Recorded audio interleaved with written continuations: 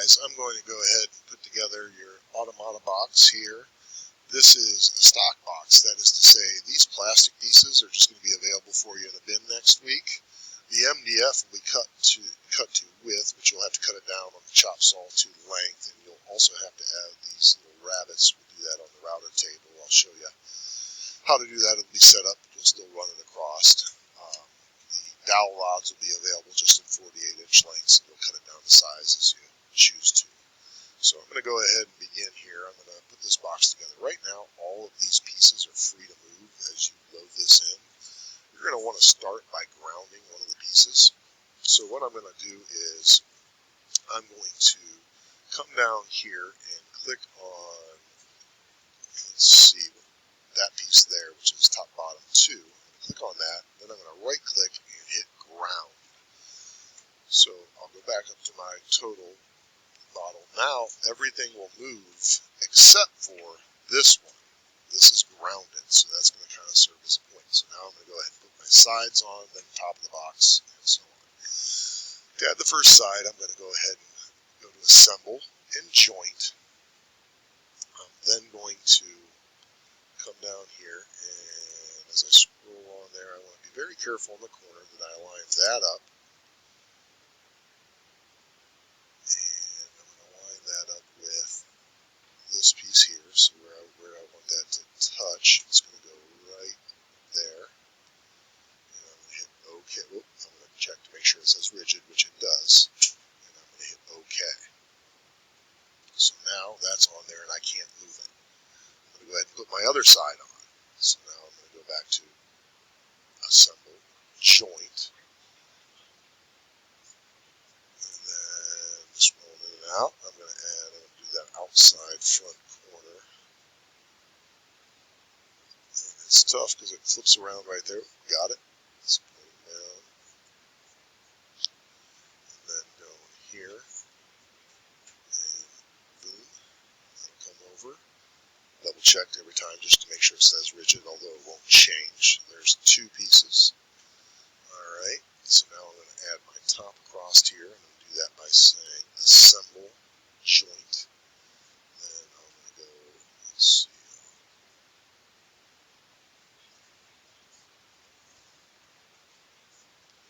there.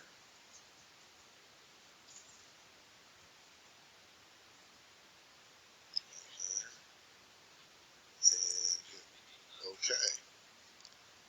So now I've got the basic box together. Okay, so now I'm going to put this shaft through there. So the first thing I'm going to do is I'm going to mark the center point of that. So I'm going to put a sketch and put it on the side here. I'm just going to capture its current position. I'm going to put a couple lines on here. This mimics what I'll be doing. I'm going to go corner to corner. And then corner to corner. And then I'm going to go ahead and place a circle where those overlap. And that'll be 3/8. And then I'll finish that sketch. Alright, so I marked the center of that side. I'm now going to go ahead and extrude it through that. I'm going to continue this extrusion all the way out the other side. Okay. Now I'm going to go ahead and place this shaft going in there. I'm going to do that. This won't be a rigid, but this will be a revolute joint. So I'm going to join. And let's see. I'm going to come around to this side. I'm going to go to the center of that circle. And then the center of this circle.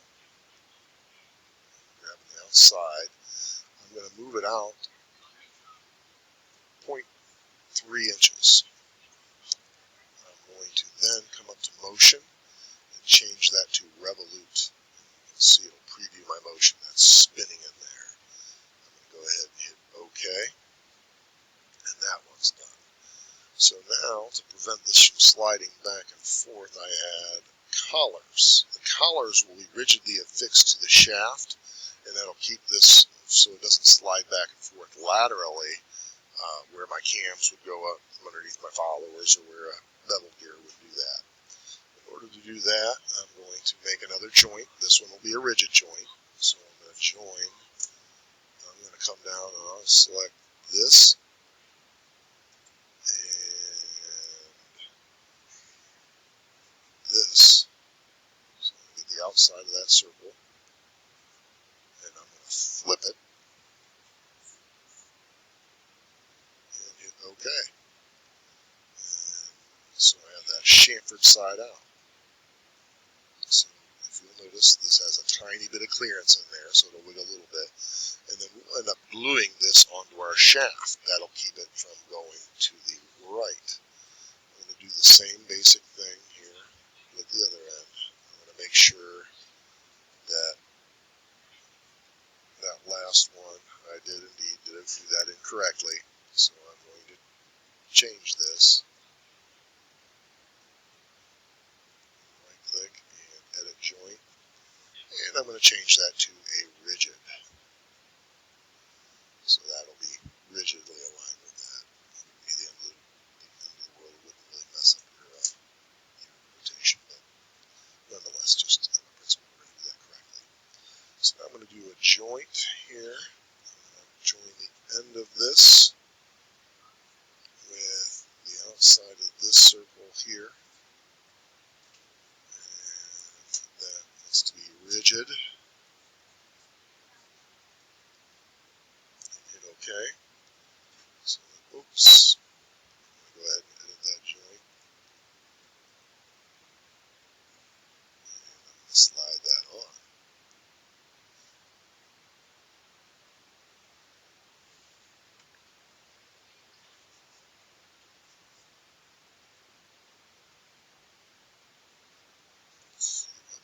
Too far, not far enough, so I'm going to edit that out, move it out a little bit, and a joint,